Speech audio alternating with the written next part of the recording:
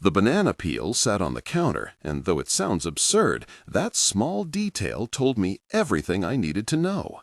Olivia had a ritual. Every weekday morning for the past 9 years, she ate a banana at 6:45 sharp, always with almond butter. The peel would end up neatly folded in the compost bin. But not today. Today it lay on the granite countertop, wet, messy, discarded, like someone had taken a bite out of our marriage and tossed the rest aside. I stared at it as she packed her weekend bag in the hallway. She was humming, a tune I didn't recognize. "Where are you headed again?" I asked. My voice cracked on headed, making me sound like an awkward teenager asking someone to prom. She didn't even glance up. "Nowhere fancy. Just some fresh air with people who make me laugh."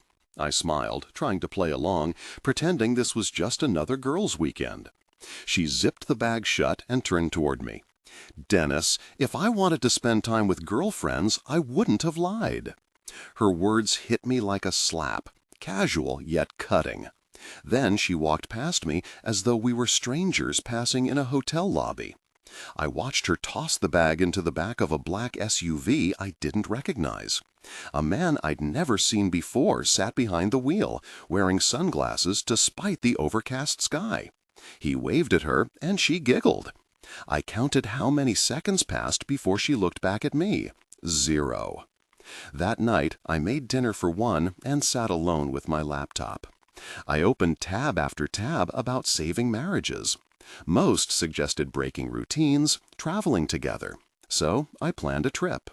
I booked a cabin in the woods, the kind we used to dream about when all we could afford was pizza and a walk. I wrote a note. "I miss you. Let's try one more time." I waited by the door when she returned the next evening. She smelled like someone else's cologne, her face glowing with exhaustion, but the happy kind, the kind that comes from laughter shared with someone new. I handed her the printed itinerary.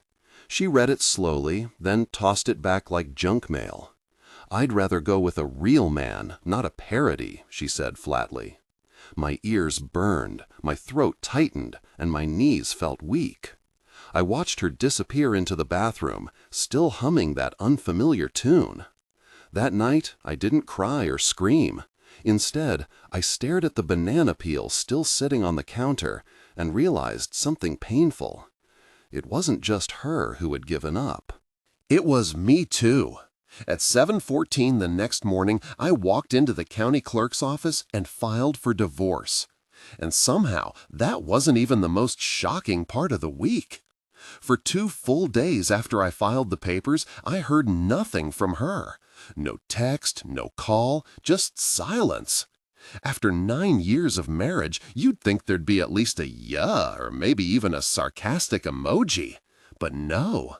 She was off living her best life somewhere else, probably laughing at how easy it all was. I checked into a budget motel on the other side of town, the kind of place where vending machines demand exact change and the carpets perpetually reek of mildew. It mirrored my emotional state.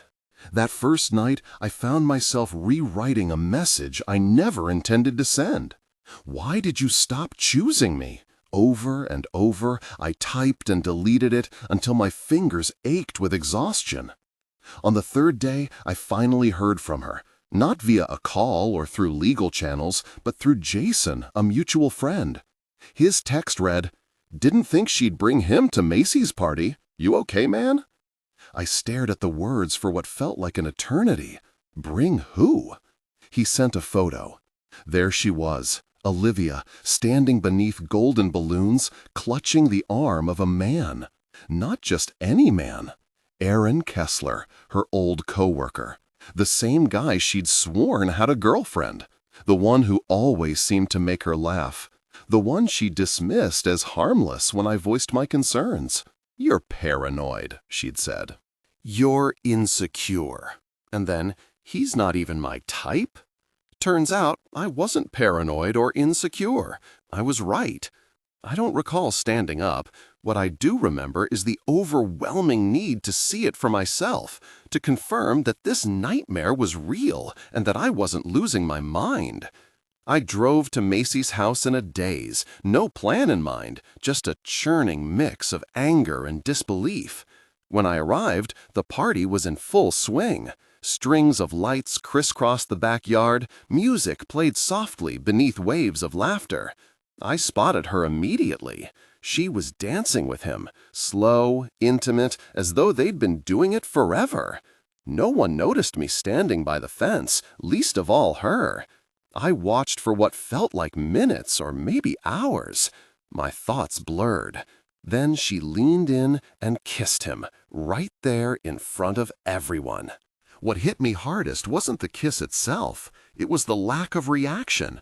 No gasps, no shocked expressions, just smiles, as if they'd seen it before, as if I were the only one blindsided. That night, sleep eluded me again, but not because I was sad. This time, something inside me stirred awake. A voice I hadn't heard in years whispered, "She never looked back at you, so why are you still standing still?" And that voice had a plan. I didn't return to the motel.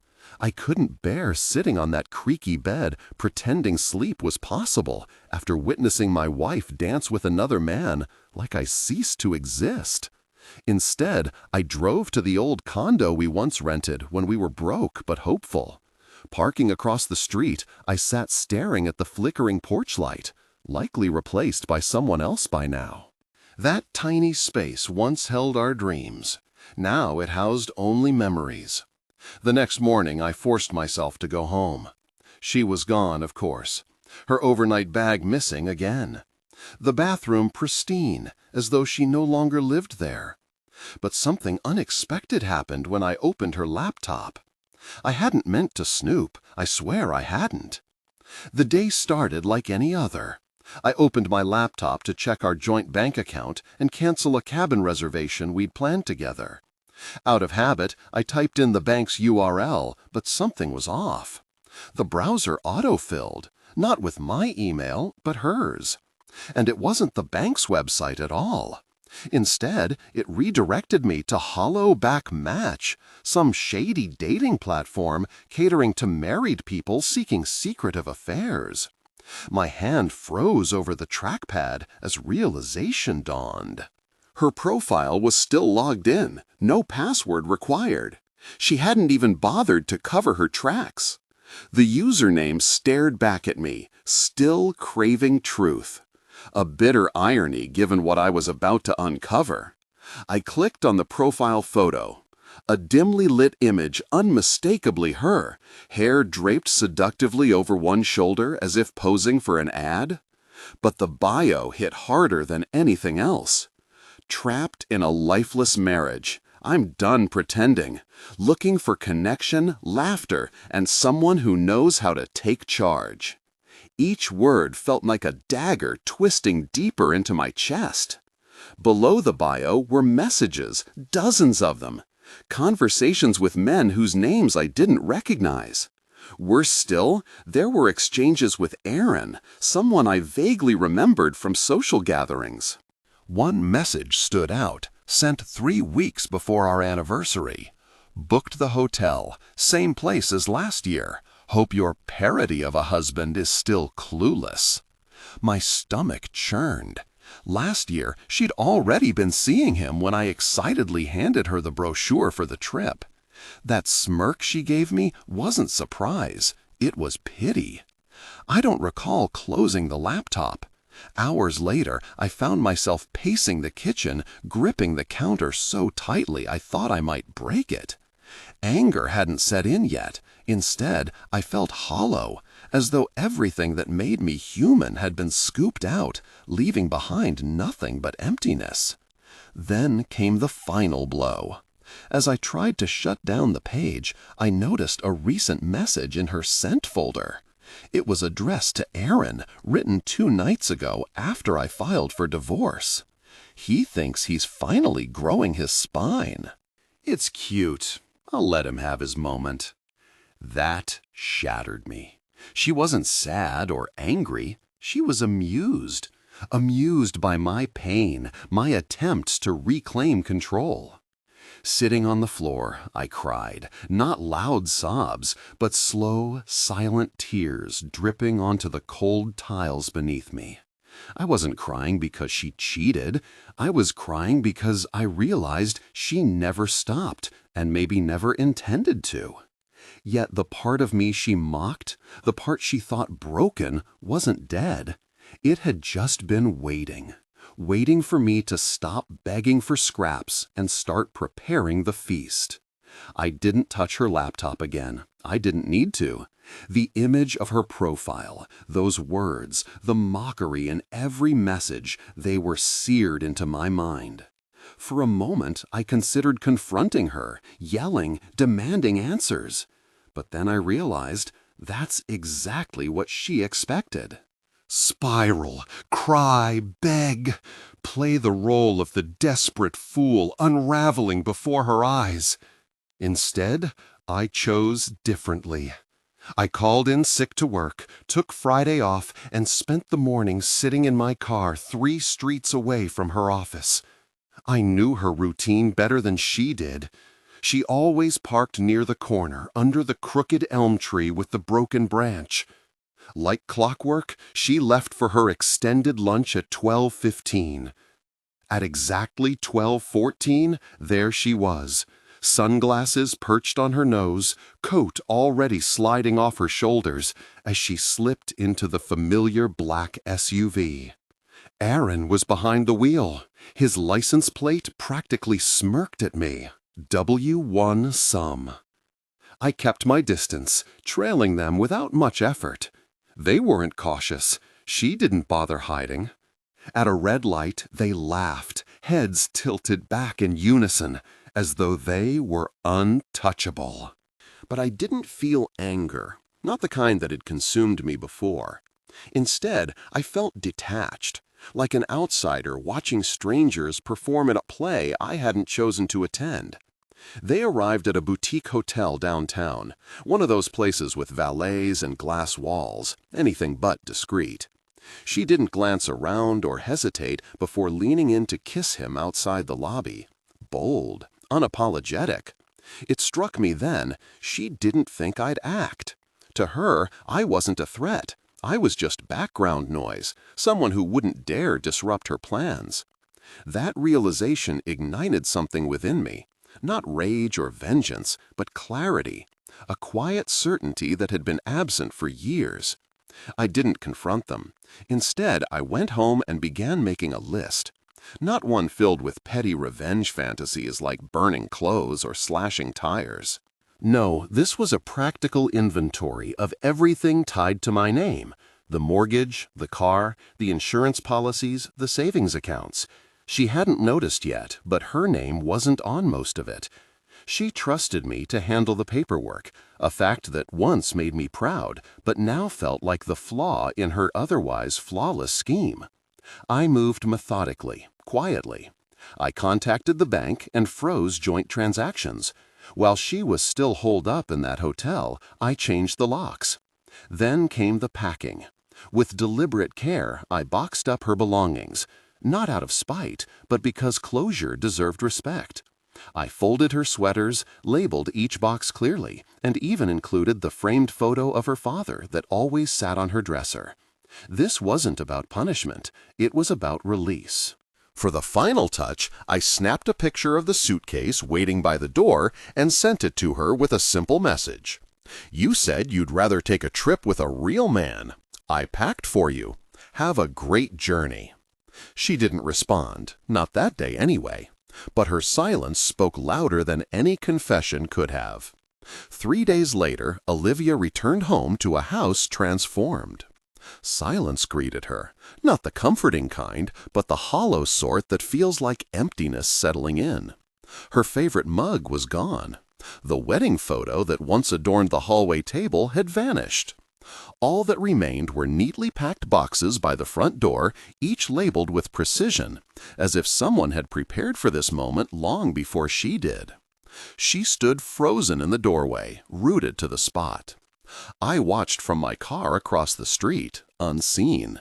Reality seemed to crash over her in waves, catching up all at once. Maybe she thought the version of me she'd dismissed, the pushover, the sad clown, would never actually leave. But I had. There was a letter waiting for her, just 1 page. No accusations, no guilt trips, only truth. You said you'd rather travel with a real man. I believed you. I just never imagined the journey would start with me walking away. I don't know if she cried. She didn't collapse to the ground or cry out dramatically like characters in movies tend to do. Instead, she carried the boxes into the house one by one, moving slower than I'd ever seen her move before. Each step seemed heavier than the last, as though the weight of the world was pressing down on her. For a moment, I almost felt sorry for her. Almost. That night, she called me 10 times. I didn't pick up. It wasn't about punishing her. I simply had nothing left to say. On her 11th call, she left a voicemail. Sitting in that dingy motel room, I listened to it through the speaker while staring at the cracked ceiling. Her voice broke halfway through. "Dennis, I didn't think you'd actually go through with this. I don't even recognize who you are anymore. Can we please talk?" Talk? Now she wanted to talk. The next morning, a text arrived. "I made a mistake." A mistake? No, Olivia, a forgotten umbrella is a mistake. What she did was deliberate, repeated, and calculated. What she did wasn't an accident. It was betrayal disguised as carelessness. She didn't stumble into another man's arms. She bought a ticket and took the scenic route there. But here's the thing. I wasn't interested in revenge. I didn't want her to suffer. All I wanted was peace, just some semblance of calm. Yet Olivia wasn't someone who could walk away quietly. That evening, she showed up at my brother's house while I was helping him fix a leaking pipe. I heard her yelling before I saw her, demanding he send me outside because she deserved a conversation. He didn't open the door, just shouted back, "He doesn't owe you anything anymore." I imagined that must have stung. She sat in her car for nearly an hour, headlights cutting through the dusk, but finally driving off. Meanwhile, I kept tightening the pipe valve, my hands trembling, my eyes burning, not from exertion, but from the realization of what it truly meant to be free. Not free from her, but free from trying, free from proving myself to someone who never truly saw me in the first place. Still, the story didn't end there. Olivia wasn't finished yet. 4 days after she'd seen the empty house, she tried something new.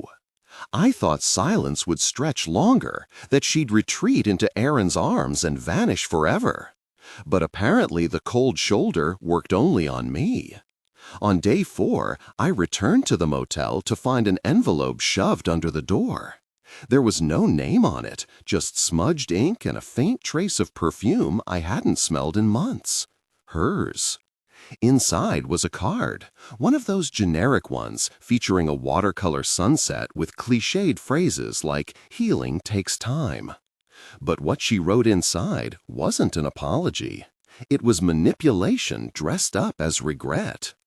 "Dennis," it began, "I know you're hurting, and maybe I pushed too far. But walking away like this, it's not who you are. You're not a quitter. I don't think you really want this divorce. I think you're scared. If you're ready to act like the man I fell in love with, I'm willing to forgive you. Please don't let something small destroy everything we've built." Something small. I read that line 3 times. Then I laughed. A sharp, bitter sound that echoed in the emptiness of that worn-down motel room. The broken ceiling fan spun uselessly above me, and the stained curtains hung limp against the window. Something small. Years of betrayal, deceit, and manipulation. She dismissed it all as something trivial. And then it struck me. Her regret wasn't for her actions, but for losing control. She assumed I'd crumble the moment she extended a semblance of grace, that I'd be so relieved she hadn't immediately filed papers herself. that I'd return like a wounded animal desperate for shelter. But that letter wasn't an apology. It was a challenge. And I refused to engage. I didn't respond. Instead, I placed the card in a box alongside other remnants of what once was. Our wedding invitation, the anniversary journal abandoned after 3 years, the ultrasound photo from a pregnancy that ended too soon. I kept these items not out of nostalgia, but to preserve the entire narrative, not just its conclusion. The next morning, she appeared at my workplace unannounced, arms crossed, no trace of shame, standing there as though she were the victim. "I've tried being reasonable," she said, her tone measured and rehearsed, "but you're making this harder than necessary." For once, I didn't falter or stutter. I simply asked, "Do you even know what you're apologizing for?" She hesitated before replying, "For pushing you away." I shook my head. "No, you're sorry you lost control." "Those aren't the same thing." Her composure cracked briefly, revealing the contempt beneath. "I didn't come here to be insulted," she snapped. "Then maybe don't show up where you're not welcome," I shot back. That was it. No shouting, no tears. She turned and walked away, muttering over her shoulder, "You'll come back. You always do." But this time, I didn't flinch. The part of me she relied on, the forgiving, bending until it broke version, was gone. The following week unfolded in silence externally, yet chaos reigned within. I braced myself for her next move. Olivia thrived on control. Passivity had never been her style. I expected another confrontation at work, or perhaps some dramatic display online. What I didn't anticipate was her filing a countersuit, a divorce response accusing me of emotional abandonment, withholding affection, and even financial manipulation. Sitting in my lawyer's office, I read through the claims while my ears buzzed with disbelief. Brennan, my attorney, sighed deeply, rubbing his temples. He looked more like a high school math teacher than a legal pit bull. "She's not trying to win," he explained bluntly. "She's trying to wear you down. This is strategy, pure and simple." As the reality sank in, I realized how calculated her moves were. Each accusation twisted truths into weapons designed to destabilize me emotionally and financially. Yet I felt something unexpected: clarity. Her tactics revealed more about her desperation than anything else. Control had always been her currency, and now, without it, she scrambled to reclaim dominance, even if it meant rewriting history. This realization fortified my resolve. Whatever came next, I would face it head-on, armed with truth and resilience. Because unlike her, I wasn't playing games. I was fighting for closure, not just legally, but personally. The intricate web of deceit began unraveling in ways I never anticipated. She orchestrated a narrative portraying me as the villain, seeking sympathy and advantage. My response? Laughter.